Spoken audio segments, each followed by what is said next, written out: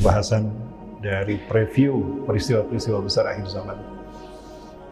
Tadi kita sudah membahas fase tentang perjalanan umat Islam sejak Rasulullah sampai sekarang. Bapak Ibu, kita lihat di fase yang pertama adalah fase kenabian. Di sini Rasulullah memimpin dunia.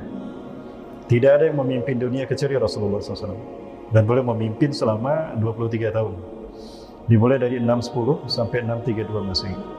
Nah, setelah Rasulullah SAW wafat, kepemimpinan dunia dipegang oleh Khulafaur Rasyidin Al-Mahdiin. Tidak ada yang memimpin dunia kecuali pada saat itu dari umat Islam. Ya. Dimulai dari 632 sampai 661 Masehi. 30 tahun. Rasulullah SAW bersabda, "Al-khilafatu fi ummati salasuna sanah summa mulkun ba'da dzalik." Kepemimpinan pada masa umatku nanti, khilafah pada masa umatku ada 30 tahun. Setelah 30 tahun yang akan muncul adalah kerajaan. Betulkah 30 tahun? Kita hitung sama-sama. Abu Bakar As-Siddiq radhiyallahu anhu dibaiat setelah Rasulullah SAW, memimpin hanya 2 tahun. Umar bin Khattab menggantikan Abu Bakar selama 12 tahun. Selama 10 tahun. Abu Bakar 2 tahun, Umar 10 tahun. Jadi berapa? 12. Utsman 12 tahun. Berapa? 24. Ali bin Abi Thalib hanya 6 tahun. 30 tahun. Safinah mengatakan, "Fawajadnaha salasina sanah kama qala Rasulullah SAW." Maka saya mendapati Khulafaur Rasyidin dari Abu Bakar sampai Ali 30 tahun. Berakhir di 661 Masehi. Setelah itu semua mulkun ba'da dzalik, kata Rasulullah. Kemudian muncul mulkan adhan. Muawiyah bin Abi Sufyan, dia tidak mau berbaiat pada Ali. Abu Muslim datang menghampiri Ali bin Abi Thalib, "Ya Ali, inna nasa yubayi'una aliyan khalifatan rabi'atan min khulafi Rasyidin Al-Mahdiyin. Falima tubayi'ahu?" Wahai Muawiyah, sesungguhnya kaum muslimin berbaiat kepada Ali bin Abi Thalib sebagai khalifah yang keempat dari Khulafaur Rasyidin Al-Mahdiyin. Kenapa Anda tidak berbaiat? Muawiyah bin Abi Sufyan radhiyallahu anhu mengatakan, "Aku kecewa kepada Ali. Utsman bin Affan sepupu saya. Dia sepupu saya. Kok para pembunuhnya tidak dihukum, dibiarkan begitu saja? Aku kecewa. Ali tidak menghukum pembunuh Utsman bin Affan sepupu saya." Padahal Ali bin Abi Thalib sudah menyampaikan surat kepada Muawiyah.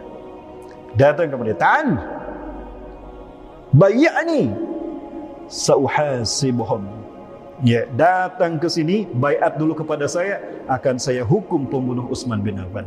Jadi sahabat Ali bin Abi Thalib ingin menguji ketulusan Muawiyah, namun Muawiyah tidak berbaiat. Dia pergi ke Suriah, di Damaskus beliau mendeklarasikan berdirinya dinasti Umayyah. Itu adalah kepemimpinan pertama di fase mulkan adhan. Betapapun mulkan adhan ini artinya kerajaan yang hereditas, monarki hereditas, turun-temurun. Artinya kekuasaan berpindah-pindah, dari ayah turun kepada anak, dari anak turun kepada cucu, dari cucu turun kepada cicit, dari cicit turun kepada buyut, dari buyut turun kepada bao, dari bao turun kepada udeg-udeg, dari udeg-udeg turun kepada janggawareng, janggawareng turun kepada kait siwur, kait siwur turun kepada pancakaki, pancakaki turun kepada Pancasila. Sekarang Pancasila ya. Jadi monarki hereditas, kerajaan turun-temurun. Dari dinasti Umayyah kepada dinasti Abbasiyah, dari dinasti Abbasiyah kepada dinasti Fatimiyah, dari dinasti Fatimiyah ke Seljuk, dari Seljuk ke Mamaluk, dari Mamaluk ke Turki Utsmani, dari Mamaluk ke Seljuk, dari Seljuk ke Turki Utsmani. Berlangsung selama 1262 tahun sampai hancurnya Turki Utsmani tanggal 3 Maret 1924.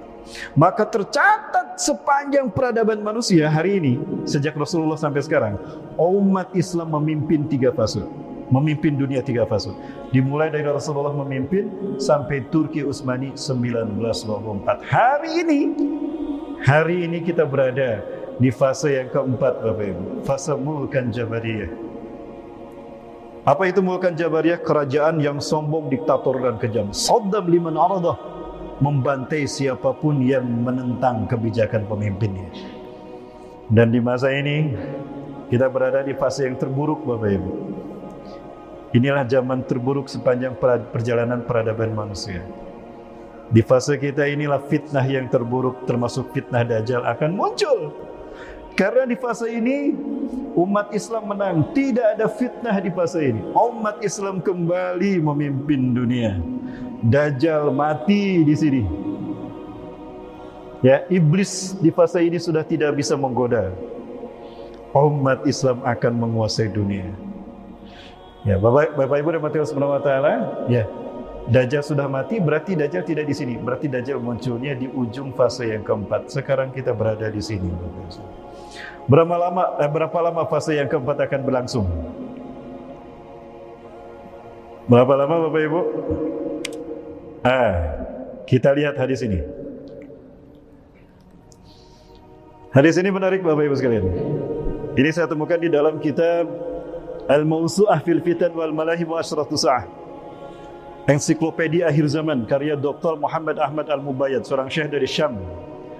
Di sana beliau menukilkan hadis Rasulullah SAW an Abi Hurairah radhiyallahu an, dari Abu Hurairah semoga Allah meridhoinya, qala, ia berkata, qala Rasulullah sallallahu alaihi wasallam, Rasulullah SAW bersabda, innallaha, sesungguhnya Allah yab'asu, akan mengutus min hadhil ummati, dari umatku ini, ala ra'si, setiap kelipatan, kulli mi'atis sanah, 100 tahun sekali.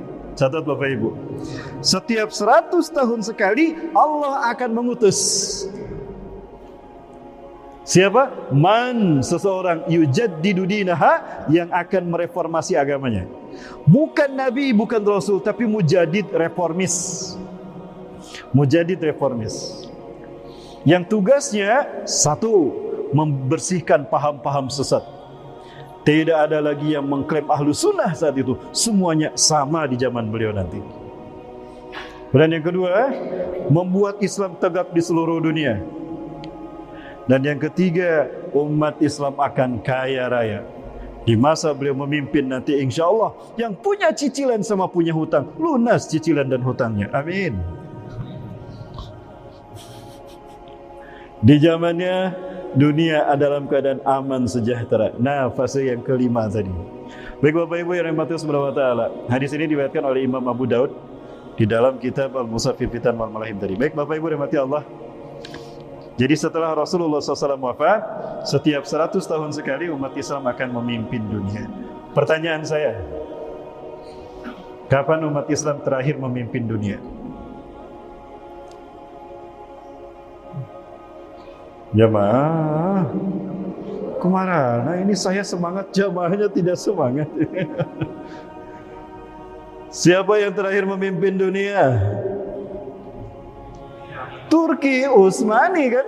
Umat Islam yang terakhir memimpin Turki Utsmani. Baik Bapak Ibu yang dirahmati Allah Subhanahu wa taala, maka tidak dapat kita bayangkan, di masa inilah fitnah demi fitnah itu akan terjadi. Peristiwa-peristiwa besar yang Rasulullah SAW gambarkan itu akan terjadi di fase yang keempat. Karena di fase yang kelima, umat Islam tinggal menikmati kejayaan sebelum hari kiamat. Di sisi lain, Rasulullah SAW sebutkan akan terjadi kemunafikan di tanah Arab. Nanti kita bahas. Tanda kiamat yang terbesar, yang tanda kiamat besar itu ada 10. Yang pertama, terbitnya matahari dari barat. Pertanyaan saya, bagaimana bisa matahari terbit dari barat padahal selama ini terbit dari timur? Logikanya bagaimana Bapak Ibu? Nah, saya mencoba menggambarkan berdasarkan penelitian NASA dan juga beberapa data yang kita dapatkan terkait dengan adanya satu testimoni, ditemukannya benda langit yang berukuran besar dan dia sedang mengarah ke tata surya kita. Planet ini diberi nama Nibiru. 30 kali, bukan 300 kali. Saya belum revisi. 30 kali dari besarnya Jupiter. 30 kali dari besarnya Jupiter. Nah, benda langit ini diperkirakan akan datang ke bumi. Pertanyaan saya, kapan ini datang? Hanya Allah yang tahu. Bapak Ibu, fenomena ini akan saya perlihatkan dalam tayangan ini. Mohon maaf, akan ada banyak tayangan yang saya perlihatkan pada Bapak Ibu untuk membuktikan sebelum saya sampaikan di ceramah ini, Saya teliti dulu Bapak Ibu. Hasilnya baru saya ceramahkan. Bapak Ibu yang dirahmati Allah, ini saya perlihatkan satu fenomena. Mudah-mudahan ini kita bisa mencermati bersama Bapak Ibu. Ini di Amerika Serikat, New York, di kota New York tepatnya, di musim salju. Pagi hari itu semua rakyat New York naik ke hotel-hotel. Mereka menyaksikan peristiwa yang mungkin jarang terjadi seumur hidup kita. Mungkin saja ini peristiwa pertama terjadi seumur hidup kita. Bapak Ibu, ini terjadi di Maret 2011, awal Maret 2011. Orang-orang pada keluar gedung pencakar langit ini menyaksikan peristiwa yang luar biasa. Say hi. Ada yang sudah menemukan sesuatu? Belum?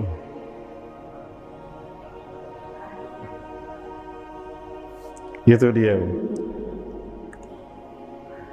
Ibu Jeli. Parece muito universal. Só isso. Ali. Bapak Ibu, ini matahari yang tadi siang menyinari kita. Perhatikan, ini matahari yang tadi siang menyinari kita. Ali tem os sóis. Ini apa ini? Second suns as seen in New York sky. Matahari kedua terlihat tampak di langit New York. Pertanyaannya, apa matahari yang kedua ini? Apakah ini Nibiru? Wallahu a'lam bishawab. Kan banyak meteor benda langit yang bisa saja seliweran ke tata surya kita. Tidak menutup kemungkinan planet X yang disebut dengan Nibiru. Yang konon dari gelombang yang datang, dari kecepatan gelombangnya, itu jaraknya bisa diperhitungkan dan kecepatannya. Bahkan bisa diperkirakan itu akan datang menyentuh tata surya kita kapan. Ini sains dan teknologi. Kita diperintahkan Allah untuk mengeksplorasi nalar kita tentang tata surya. Makanya banyak di dalam Al-Quran ayat-ayat terkait dengan astronomi kan. Wal fajri wa layalin ashr was samaa'i wat tariq idza samaa'u fatarat. Hampir semua. Ya. Berbicara tentang astronomi. Nah, baik Bapak Ibu Allah Subhanahu wa taala, sekali lagi, benda langit ini apa? Gente, eu tô mostrando, ó. Um ali e outro ali, ó. Vocês acham que vocês só tem um só aqui em Nova York? Ali, Mas não tô mentindo, é verdade? Baik, itu Bapak Ibu sekalian, satu fenomena saja. Ada fenomena lain yang saya tidak tampakkan di sini, tapi kalau saya tampakkan, waktu kita nggak cukup Bapak Ibu. Subuh baru kelar. Baik Bapak Ibu dan Bapak Subhanahu wa taala, saya tidak berbicara tanpa fakta. Berkaitan dengan ini, nah benda langit ini terus bergerak mengarah ke tata surya kita. Ketika benda langit ini memasukinya, tata surya kita, itu akan mendekati bumi. Lintasannya akan mendekati bumi. Benda langit ini jauh lebih besar dari bumi, 300 kali lebih besar dari bumi. Maka jika berdampingan begini, maka benda ini memiliki daya tarik kan? Betul. Maka bumi bisa jadi tertarik sehingga menabrak planet ini dan hancur. Namun bumi bertahan. Kenapa bumi bertahan? Karena bumi terikat dengan gravitasinya terhadap matahari. Karena di dalam tata surya kita ada 8 planet kan? Nah, 8 planet ini mereka mengitari matahari sehingga kuat gaya tariknya. Jadi tidak tertarik oleh Nibiru ini. Jadi bumi tidak tertarik oleh benda langit ini Bapak Ibu. Namun ketika benda langit ini mendekat ke bumi, bumi mencoba bertahan pada orbitnya, tidak tertarik ke sana, tapi tetap bertahan. Namun bumi oleng, tertarik ke sana Bapak Ibu. Terjadilah polar shift. Ini yang mengakibatkan terjadinya perubahan iklim, climate change. Ya, maka kutub akan bergeser Bapak Ibu, polar shift. Artinya akan terjadi cuaca ekstrim di tempat-tempat yang tidak biasanya. Apa itu? 1. Tanah Arab akan kembali hijau. Yang tadinya panas, beriklim subtropis akan menjadi tropis. Efeknya, tanah Arab akan kembali hijau berpadang rumput dan muncul sungai-sungai. Pertanyaan saya, sudah terjadi belum? Saya buktikan. Ini buktinya. Saya tidak berbicara tanpa fakta dan tidak saya ceramahkan sebelum saya teliti Bapak Ibu. Dan saya kumpulkan bukti-buktinya. Akan saya tagih mereka yang mengatakan saya cocok logi. Kita gelar nanti sidang di akhirat. Saya tunggu di mahkamah Allah nanti di akhirat. والله يا جماعة أقسم بالله الحمد لله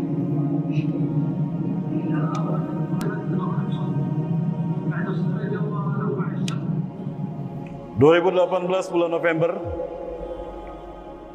kami sepakat untuk mendarat dulu di Jeddah, dari Jeddah ke Madinah, tidak langsung ke Mekah. Jadi kami mengambil mikotnya Bir Ali, Zulhulaifah. Sepanjang perjalanan dari Jeddah King Abdul Aziz Airport ke Madinah, ini yang saya perlihatkan, yang saya lihat Bapak Ibu. Tidakkah kita menyadari kalau ini tanda kiamat telah dekat? Rasulullah SAW bersabda, "La taqumu sa'atu hatta taruda ardul arabi murujan wa anhara." Kiamat tidak akan terjadi sehingga tanah Arab akan kembali hijau berpadang rumput. Ini buktinya, betul? Ini buktinya. Wa anhara, dan akan muncul sungai-sungai di sana. Saya tunjukkan kejadiannya, buktinya. Ini di sekeliling Mekah Bapak Ibu. Daerah Subang ini jernih banget. Ikannya itu banyak banget di sini ya. Apa komentar teman-teman semua kalau Kota Mekah sudah mulai menghijau seperti ini? Ini fakta di Mekah. Berikutnya Bapak Ibu, negara-negara yang ekstrim cuacanya akan mengalami peristiwa lebih ekstrim lagi, akan membeku. Saya perlihatkan, ini di Kazakhstan membeku Bapak Ibu. Ini belum Muhammad percaya. Kambing ini tidak sempat menyelamatkan diri. Padahal dia sedang berjalan mencari makan, tiba-tiba membeku. Pernah nonton The Day After Tomorrow? Amerika membeku tiba-tiba. Ini terjadi. Itu bukan sekedar fiktif Bapak Ibu. Ini terjadi. Perhatikan. Ini kakinya masih terangkat, sedang berjalan kan? Tiba-tiba membeku. Ini adalah efek dari polar shift, bumi bergeser karena tertarik oleh benda langit ini. Ya, itu Bapak Ibu sekalian. Tergantinya pergeseran kutub, luar biasa. Semua ini terjadi di atas takdir dari Allah Subhanahu wa taala. Allahu Akbar. Lebih lucu lagi, tikus ini dia paham di bawah kedinginan, dia naik ke atas. Punggung anjing ini barangkali bisa merasakan kehangatan, malah sama-sama membeku. Perhatikan, semuanya sedang berjalan, tiba-tiba mati membeku.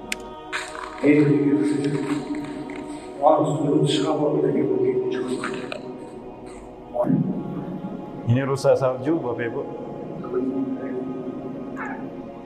Ini Bapak sekalian mati Allah. Kemudian bukan hanya di Kazakhstan, tanah Arab yang tandus pun turun salju. Ini buktinya Bapak Ibu.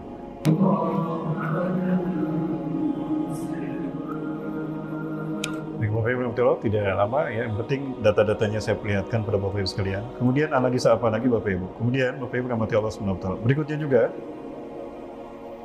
ketika benda ini mendekat ke bumi, efeknya apa? Bumi akan mengalami gempa dahsyat, akan makin banyak terjadinya gempa. Kenapa? Karena bumi mencoba mempertahankan. Bapak Ibu, ketika kita tarik tambang dengan teman kita, ketika tarik tambang, ada nggak kalau sama-sama kuat tarik tambang wajah kita tersenyum? Tidak kan? Tapi begini, begitu ya, dan bergetar. Begitu pula ketika bumi mempertahankan posisinya dari benda langit itu, maka bumi mempertahankan ini dan begitu. Sambil akan terjadi banyak gempa dan bergeser begitu. Kemudian efek yang lain, bumi oleng. Efeknya apa? Barat pindah ke timur, timur pindah ke barat. Begitu. Sambil bergeser dan terjadi perpindahan kutub. Polar shift, kutubnya barat, bukan kutub. Barat dan timur berpindah. Bapak Ibu, data-data ini saya kumpulkan.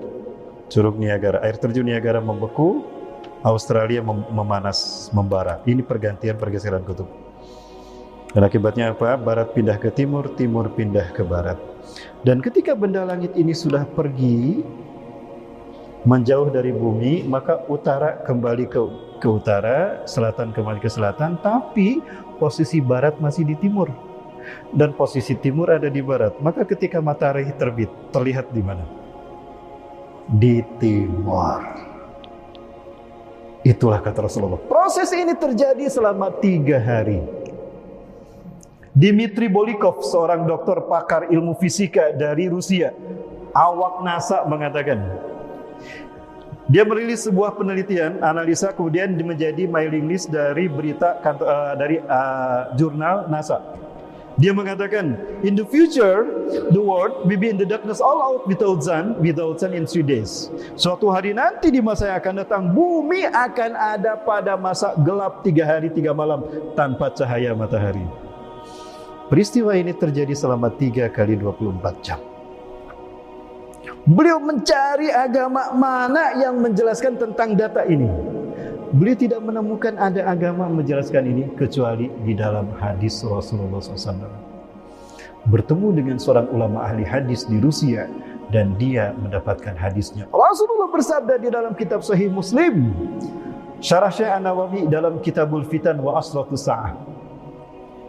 Sayati alaikum lailun tuluha kasalasati layalin. Akan datang kepada kalian satu malam yang panjangnya sama dengan 3 malam. Kenapa? Bumi bergeser, tertarik. Yang saat itu sedang malam bertambah panjang menjadi 3 kali 24 jam. Karena bumi bergeser begini. Dan dia oleng. Sehingga terjadi perpanjangan malam dan siang. Rasulullah SAW mengatakan, sayati alaikum, akan datang kepada kalian satu zaman. Kalian di sini kemungkinan umat Islam yang mengalaminya. Artinya Timur Tengah dan Asia yang akan mengalaminya. Masalah. Ini penelitian saya. Jika kita berbeda pandangan, tidak masalah. Beda pendapat tidak masalah. Yang bermasalah adalah beda pendapatan. Itu masalah. Coba. Ya. Jadi masjid kita sama masjid saudara kita itu bukan beda pendapat, tapi beda pendapatan. Di sana makmur ya. Makmur, makanannya bagus-bagus ya. Di sini nggak kalah insya Allah. Bapak Ibu yang dirahmati Allah. Nah, ini analisa saya terbitnya matahari dari barat. Nah, Bapak Ibu, ketika benda langit ini mendekat ke bumi, di saat itulah magnet bumi tersedot semuanya oleh benda langit ini. Maka bumi kehilangan magnetnya. Terjadilah induksi magnetik dari muka bumi. Sehingga bumi gelap tanpa teknologi. Rasulullah bersabda, "Sum'atum ila ma bada'tum, sum'atum ila ma bada'tum." Kalian kembali ke zaman kalian dulu tanpa teknologi. Jadi yang punya HP mahal sampai puluhan juta, siap-siap nanti nggak kepake. Punya mobil yang bagus, yang mahal sampai miliaran, siap-siap nggak jalan karena teknologi hilang. Nanti kita kembali ke zaman kuda. Tidak ada listrik Bapak Ibu. Kita kembali ke lilin sama ke cempor sama petromak. Tapi petromak pun nggak bisa jalan karena tidak ada minyak saat itu. Kita kembali kepada kayu bakar. Tidak ada teknologi. Nah, di zaman seperti itulah Dajjal akan muncul. Dan sebelum kemunculan Dajjal, manusia akan berperang. Dan perang ketika saat itu tanpa teknologi. Itulah Malhamatul Kubra. Malhamah artinya tempat daging, kubra besar. Karena perang itu menyisakan bangkai manusia di seluruh dunia. Kalau perang teknologi bisa terbakar hangus daging sama nuklir. Betul? Yang menyakitkan kita dalam pernyataan Donald Trump, Presiden Amerika pada saat itu, yang menyatakan kalau Yerusalem adalah ibu kota Israel. Ini menyakitkan kita. Kalau Yerusalem ibu kota Israel, berarti Al-Aqsa hak Israel.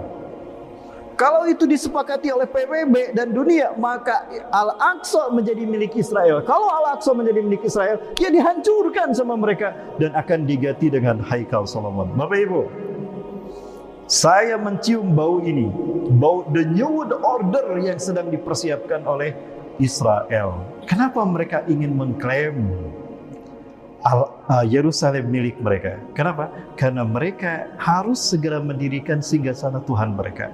1000 tahun sebelum terjadinya hari kiamat adalah masa bagi berdirinya singgasana Tuhan mereka di muka bumi. Bapak Ibu, mohon maaf ini saya sampaikan. Menurut mereka dalam The Jericho Project, Masehi ini hanya berusia 3000 tahun saja, kata mereka. Jadi setelah tahun 3000 kiamat versi Yahudi. Ini bukan keyakinan kita. 3000 tahun ini mereka bagi menjadi 3 milenium. 1 milenium 1000 tahun. Sekarang kita berada di milenium ketiga. Milenium ketiga inilah yang mereka sebut dengan Y2K, Y2 kilometer. Kita pernah mendengar Y2K kan? Ini bukan era kebangkitan teknologi informasi dan globalisasi, tidak, tapi singkatan dari Year of the Yehuda Kingdom. 1000 tahun terakhir bagi dunia Masehi adalah milik Yahudi dan Nasrani untuk mendirikan singgasana Tuhan. Harusnya Tuhan mereka sudah punya istana. Di mana istananya? Di Palestina. Nah, inilah pemerintahan yang akan mereka ciptakan di 1000 tahun terakhir dengan program The New World Order. Di mana mereka akan menciptakan singgasana Tuhan mereka? Di Palestina.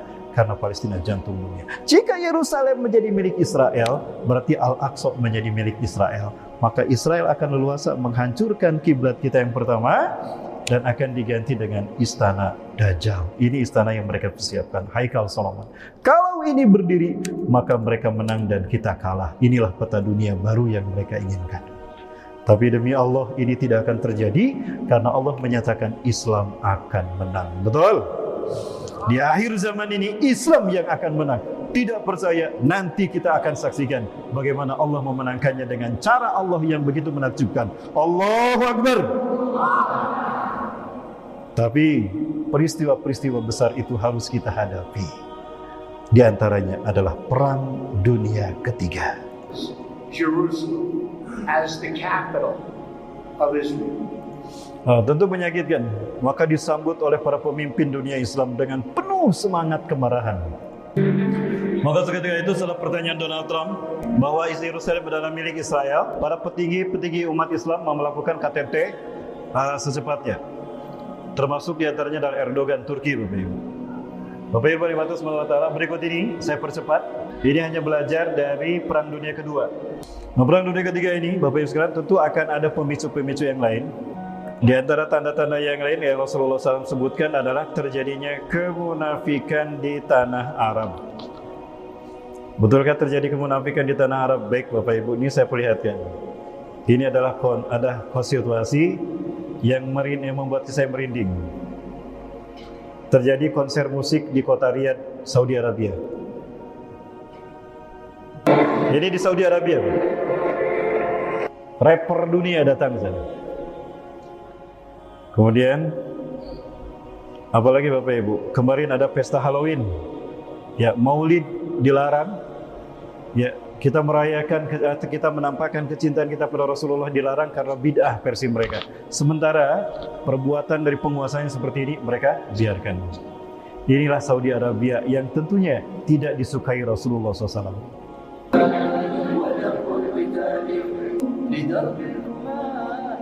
Makanya Rasulullah sabdakan perang pertama bukan memerangi kapitalisme dan komunisme dunia, bukan memerangi blok barat dan blok timur, tapi membersihkan Jazirah Arab dari kemunafikan. Dan ini pesan Rasulullah dulu ketika Fathul Mekah terjadi. Ukhrujul musyrikin min jaziratil Arab. Bersihkan kemusyrikan itu dari Jazirah Arab. Gak boleh ada kemusyrikan di tanah Arab. Sekarang Bapak Ibu seperti ini. Ngeri Bapak Ibu. Saya melihat sendiri di sana Bapak Ibu. Kemudian Bapak Ibu rahmati Allah Subhanahu wa taala. Kenapa semua ini terjadi? Baik Bapak Ibu rahmati Allah. Begini. Tanah Arab atau negara Arab ini tidak mungkin hanya menggantungkan hidup mereka, nafkah mereka dari minyak, betul? Minyak itu menyusut, lama-kelamaan akan habis. Maka dengan apa nanti mereka melanjutkan nafkah untuk membiayai kehidupan negara mereka? Maka dibukalah pintu investasi besar-besaran. Dibuka pintu investasi besar-besaran. Dan yang dibidik untuk menanamkan investasi bukan negara berkembang, tapi negara maju. Siapa negara maju? kalau bukan Eropa, kalau bukan negara-negara barat yang berhaluan liberalisme dan sekulerisme. Kalau negara-negara barat, negara maju dibidik untuk menanamkan investasinya di tanah Arab, pertanyaannya, mungkinkah mereka berinvestasi di negara yang ditegakkan hukum Islam? Yang ketat Islamnya? Tidak mungkin. Maka melonggarlah hukum Islam di negara-negara Arab. Terciptalah kemunafikan. Bapak Ibu, ini awal mula menjadi terjadinya kemunafikan yang mengotori Jazirah Arab. Padahal negeri Arab adalah negeri yang harus steril dari semua kemunafikan. Ini yang akan menyebabkan terjadinya perang pertama, membersihkan Jazirah Arab dari kemunafikan. Dan ini akan dilakukan pertama kali oleh Imam Mahdi. Allahu Akbar. Sudah siap Bapak Ibu menghadapi ini semua. Dan ini imbasnya kepada ibadah haji dan umrah. Tanda dari sisi akidah adalah munculnya kelompok yang kemudian digunakan untuk menutupi citra buruk penguasa-penguasa Arab. Ya. Ketahuan para pemimpin Arab ini mereka sudah belang akidahnya, bahkan loyal kepada orang-orang non-muslim yang jelas-jelas memerangi Islam dan kaum muslimin, maka dibentuklah sebuah gerakan yang mereka mendakwakan tauhid, mendakwakan sunnah dan sebagainya. Tapi di satu sisi mereka keras kepada umat Islam, membid'ahkan selain dari kelompok mereka. Hati-hati, kemunculan mereka inilah yang menjadi bagian dari tanda terjadinya hari kiamat. Rasulullah SAW bersabda, silakan buka di dalam kitab Hasan Hussein Untold Stories karya Said Muhammad Hasan Al-Husaini. Dinukilkan tentang awal kemunculan kaum Khawarij di zaman Ali bin Abi Thalib. Di sana dinukilkan sebuah hadis Rasulullah SAW bersabda, "Yakhruju fi akhir zaman qaumun." Akan keluar di akhir zaman satu kaum, tahkiruna salatakum ma salatihim. Kalian akan meremehkan salat kalian dibandingkan salat mereka. Hebat ketika mereka salat, minder kalau kita salat di masjid mereka. Ada yang pernah salat di masjid mereka? Hebat kan, seolah-olah paling sunnah mereka, betul? Wadakiruna qira'atakum ma qira'atihim. Kalian akan meremehkan bacaan Quran kalian dibandingkan dengan bacaan Quran mereka. Hebat ketika mereka membedah Quran. Ulama-ulamanya, ustadz-ustadznya, doktor, profesor, S3, S4.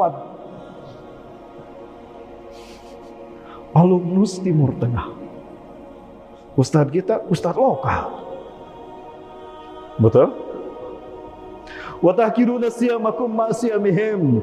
Kalian akan meremehkan saum kalian dibandingkan dengan saum mereka. Wa tahkiruna amalukum ma amalihim. Kalian akan meremehkan amal kalian dibandingkan amal mereka. Hebat mereka. Tapi apa kata Rasulullah SAW? Jangan silau kepada mereka, jangan kagum sedikit pun pada mereka. Para sahabat sempat kagum kepada orang-orang seperti mereka. Di Madinah dulu di zaman Rasulullah SAW ada orang seperti ini. Ada seorang laki-laki yang kalau sholat indah sholatnya, hebat sholatnya, kagum para sahabat. Sekelas sahabat aja kagum padanya. Ketika dia baca Quran, indah, seolah-olah Quran diturunkan untuk mereka. Saking hebatnya mereka, para sahabat membayangkan lau kana nabiyyun ba'da Rasulillah sallallahu alaihi wasallam lakana huwa nabiyyuh. Andai kata ada nabi dan rasul setelah Rasulullah, pastilah dia orangnya. Saking kagumnya sekelas sahabat kepada orang ini. Sampailah cerita ini kepada Rasulullah SAW. Maka Rasulullah berkata, "Dulluni aina huwa." Tunjukkan kepadaku mana orang itu yang kalian kagum kepadanya. "Ha huwa alladhi yusalli." Itu ya Rasulullah yang sedang sholat. Ke sana ya? Ke sana Pak? Oh ya, ke sana. "Ha huwa alladhi yusalli." Itu ya Rasulullah yang sedang sholat. "Hada rajul ladzi ta'jabuna bih." Apakah ini laki-laki yang kalian kagum kepadanya? Betul ya Rasulullah. Hebat kan? Apa enggak terus? "Innahu laisa bikram." Dia tidak mulia sedikit pun. Demi Allah, dia tidak mulia sedikit, tidak hebat. Yang aku lihat bekas tamparan setan di wajahnya. Demi Allah, umatku di akhir zaman akan hancur dan rusak di tangan orang-orang seperti dia. Terjadi kan sekarang? Mereka memecah belah umat Islam dari dalam. Betul? fakta. Kita bicara fakta saja. Siapa yang diuntungkan? Umat Islam atau musuh-musuh Islam? Musuh-musuh Islam.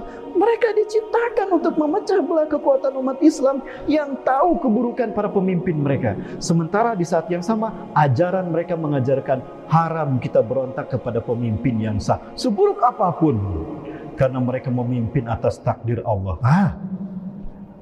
Begitu kan Bapak sekalian? Waspada, jangan salah hijrah dan jangan kagum sedikit pun pada mereka.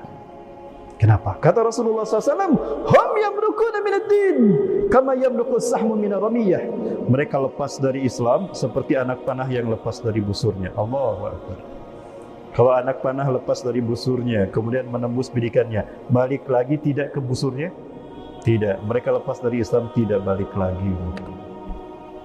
Kemunculan mereka sudah diisyaratkan oleh Rasulullah SAW. Maka munculnya Imam Mahdi menyelamatkan akidah umat Islam dari pecah belah seperti mereka.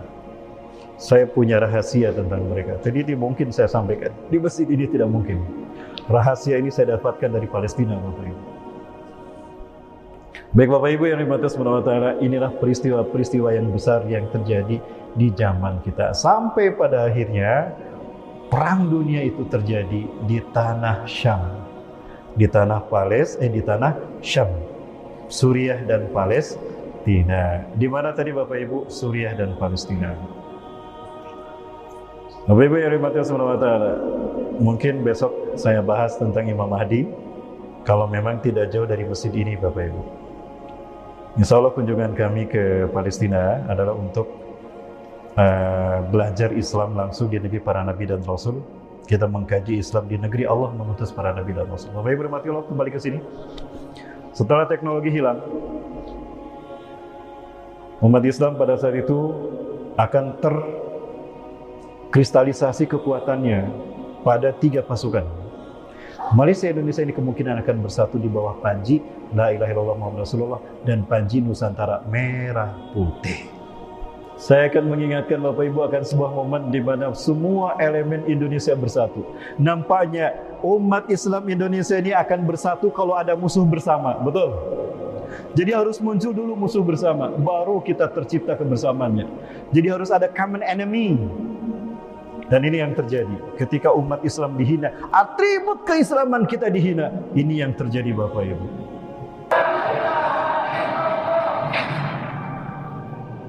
Rasulullah SAW berdiri menjelaskan tentang menunjuk ke titik di mana pasukan yang ketiga itu akan muncul. Innahu sayakhruju min hauna. Innaha satakhruju min hauna. Mereka akan muncul dari sana. Mereka akan muncul dari sana. Telunjuk Rasulullah berada di Madinah dan telunjuk beliau mengarah ke timur Madinah. Siapa?